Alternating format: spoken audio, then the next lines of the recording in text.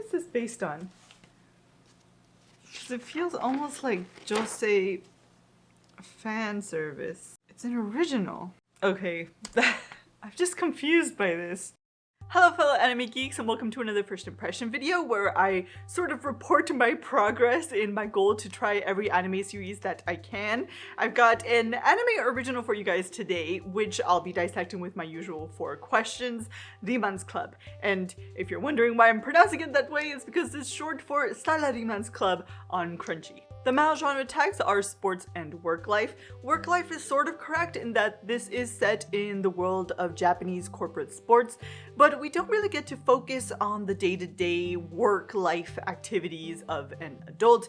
In fact, I'm hesitant to even call this a sports anime because we get even less information on the actual sport. We sort of just see these guys pulling off some cool moves on the court and looking cool in their badminton outfits. If I had to pick something that this reminded me of, it would be 243, though again, without any of the actual analysis or strategic information on this sport.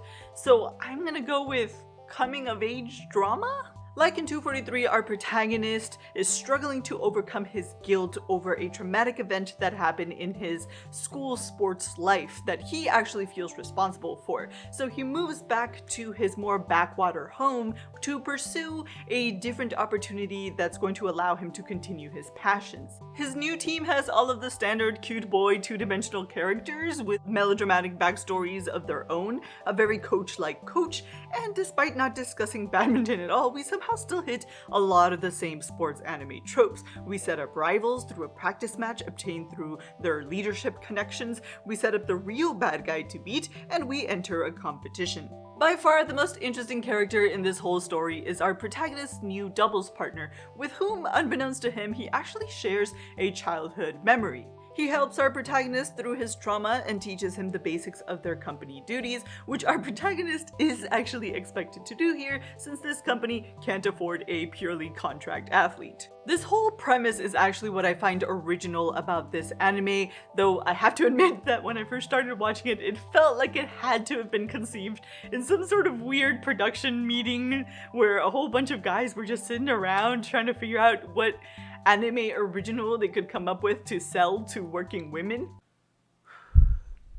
Let's give the ladies what they want. A sports guy who is tsundere because he's broken, an older mentor who takes a keen interest in him that doesn't always feel platonic, put them in suits, oh, and when they get to know each other, make the protagonist cute and childish, don't forget the gap moe, give it a dark emo mood, add a jazzy BGM, and of course, don't forget the obligatory bath scene. At first, I thought this whole sports system was actually just cooked up so that we could check all of those previous checkboxes, but then I saw the actual Rakuten sports page, and in my research came across a whole article detailing the history and reach of corporations in Japanese sports. Not only was badminton listed as being part of this corporate sports system, but this article states that companies do indeed hire talented players to become a part of their corporate team.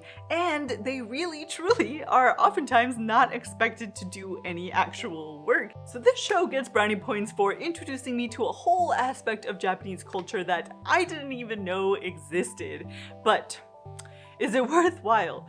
Well, I do have to say that as I watched more, a lot of the things that I didn't like or didn't think were very realistic were explained. We get to see the real point of the story, and that there is one, as it gets more worked into the end of episode 5, and there is actually a good reason for our protagonist to have been recruited by this seemingly random company. But it was too little too late for me, and some other glaring problems still remain. This show changed its focus and genre every episode. I mean, what happened to our protagonist Mom and pet iguana?